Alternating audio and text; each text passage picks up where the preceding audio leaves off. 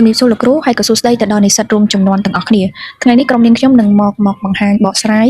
ទាក់ទងនឹងបដិវត្តឧស្សាហកម្មតើបដិវត្តឧស្សាហកម្មបានកែប្រែពិភពលោកអ្វីខ្លះបដិវត្តឧស្សាហកម្មបានកែប្រែពិភពលោកពីការប្រើប្រាស់កម្លាំងបាយនិងសត្វមកជាការប្រើប្រាស់បញ្ញាសិប្បនិម្មិតនិងបច្ចេកវិទ្យា Digital ខាងក្រោមនេះគឺជាការពន្យល់លម្អិតអំពីដំណាក់កាលទាំង4នៃបដិវត្តឧស្សាហកម្មបដិវត្តឧស្សាហកម្ម 1.0 គឺជាយុគសម័យគ្រឿងចក្រចន្លោះពីឆ្នាំ1760ដល់1840នេះគឺជាចំណុចចាប់ផ្ដើមនៃការផ្លាស់ប្ដូរពីការធ្វើដោយដៃមកជាការធ្វើដោយម៉ាស៊ីនកម្លាំងជំរុញចម្បងនោះគឺម៉ាស៊ីនចំហាយទឹកការច្នៃប្រឌិតសំខាន់ៗរួមមានការប្រើប្រាស់ថាមពលទឹកនិងចំហាយទឹកដើម្បីដំណើរការម៉ាស៊ីនត្បាញនិងគ្រឿងចក្រធុនធ្ងន់ផលប៉ះពាល់នោះគឺរួមមានបង្កើតឲ្យមានប្រព័ន្ធរោងចក្រមនុស្សអាចចាប់ផ្ដើមបោះបង់ការងារកសិកម្មនៅជនបទហើយមករស់នៅតាមទីក្រុងដើម្បីធ្វើការរោងចក្រលើសពីនេះទៅទៀតបដិវត្តឧស្សាហកម្មក៏បានកើតឡើងដំបូងគេនៅប្រទេសអង់គ្លេសផងដែរបន្ទាប់មកបដិវត្តឧស្សាហកម្មក៏បានរីករាលដាលទៅកាន់ប្រទេសផ្សេងទៀតដូចជាបារាំងអាល្លឺម៉ង់សហរដ្ឋអាមេរិកហើយនៅប្រទេសជប៉ុនចំណុចទី2គឺបដិវត្តឧស្សាហកម្ម 2.0 យុគសម័យផលិតកម្មទ្រង់ទ្រីធំចន្លោះពីឆ្នាំ1870ដល់1914យុគសម័យនេះផ្ដោតលើការផលិតទំនិញឲ្យបានលឿនច្រើននិងមានតម្លៃថោកសមរម្យសម្រាប់មនុស្សទូទៅ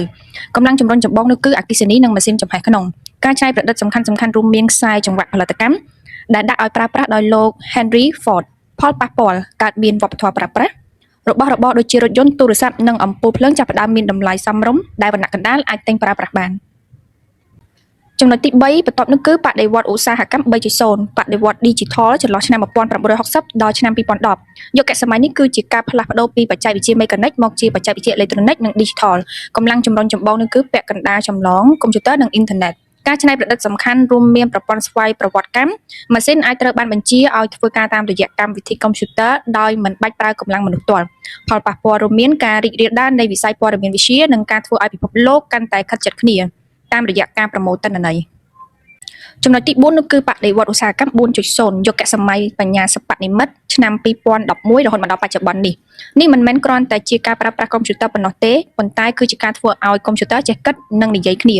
ដើម្បីសម្រេចចិត្តដោយខ្លួនឯងកម្លាំងជំរុញចម្បងនោះគឺការតភ្ជាប់និងទិន្នន័យការច្នៃប្រឌិតសំខាន់ដូចជា AI ម៉ាស៊ីនដែលចេះរៀននិងដោះស្រាយបញ្ហាអ៊ីនធឺណិតនៃវត្ថុការភ្ជាប់ឧបករណ៍គ្រប់យ៉ាងទៅនឹងអ៊ីនធឺណិត Big Data ការវិភាគទិន្នន័យមហាសាលដើម្បីព្យាករណ៍ពីតម្រូវការទីផ្សារផលប៉ះពាល់រួមមានស្វ័យភាពរោងចក្រឆ្លាតវៃអាចដំណើរការបានដោយមានការត្រួតពិនិត្យពីមនុស្សតិចតួចបំផុតហើយផលិតផលអាចត្រូវបានកែតម្រូវតាមតម្រូវការផ្ទាល់របស់អតិថិជនម្នាក់ៗ